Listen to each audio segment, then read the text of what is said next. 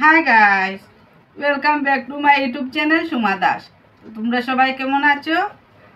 আশা করি সবাই ভালো আছো, আমিও খুব ভালো আছি। তো আজ সকালে আর বাজারে যেতে পারলাম না। ফ্রিজে আসিল পনিরটা বের করে নিলাম। আর ডাইল ভাজা একটা তো রয়েছে।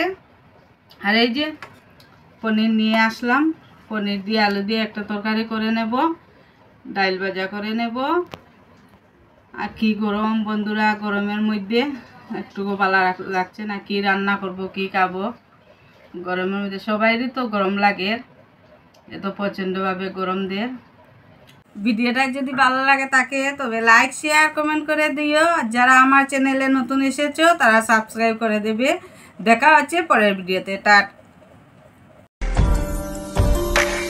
शाम वही काम वही तेरे